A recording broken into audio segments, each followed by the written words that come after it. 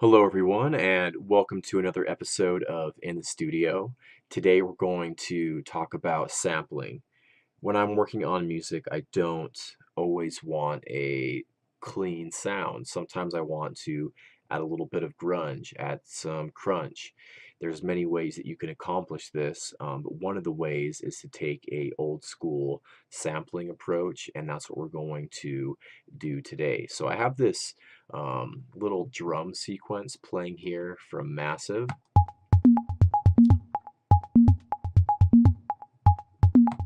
And we're going to apply these techniques to that sound. So let's get to it here.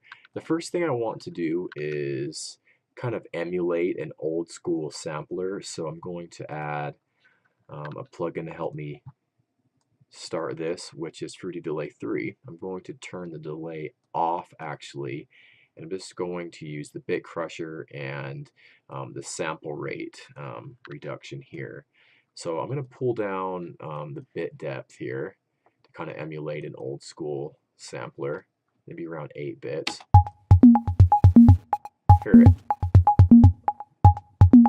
Really gets crunchy down there around 4 bits, so I'm going to leave it around 8. And then I'm also going to reduce the sample rate.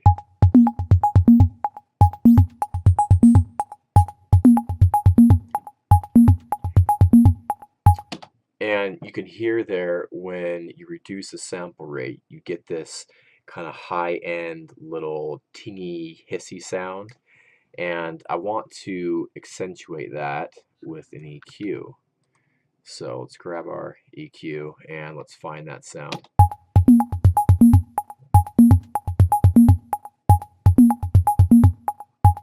Yeah. Right up there around 10K.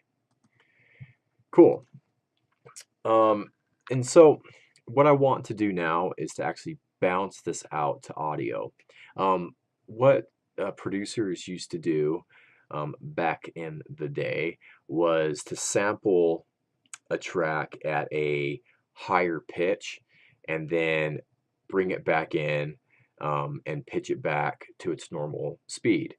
And in return, they would do that to save on memory in their sampler, but in return they also got a more like kind of grungy, dirtier sound as a byproduct.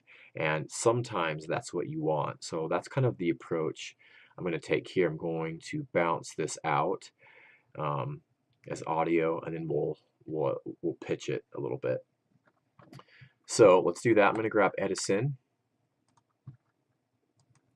and I'm just going to record this.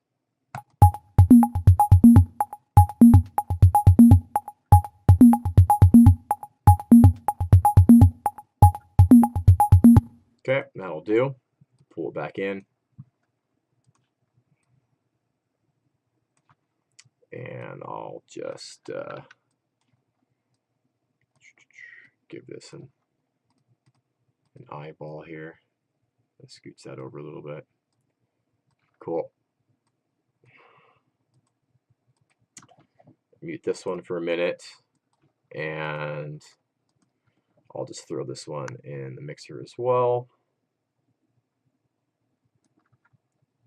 Okay. So now we have our audio version, and we can pitch this around now. Maybe just pitch it down like 5 semitones. We can try that, which is going to stretch it out, obviously. And the further it's worth noting, the further you push these time stretching algorithms, the more you're going to get some artifacts and a little bit of distortion, and it's going to reduce the quality of the sound. Sometimes that's what you want, and it's also worth noting to maybe play around with these different modes, because they all have a slightly different sound to them.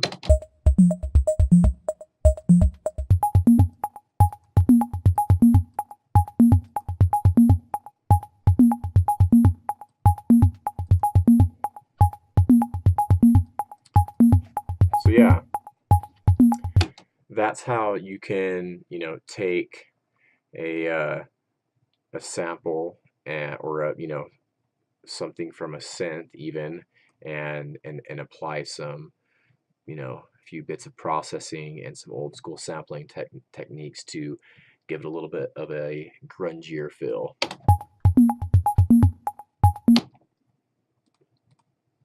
Let's pitch this back up to 5. So let's just do a little before and after comparison. So I'm just going to turn these plugins off, turn this one on, and this is where we started.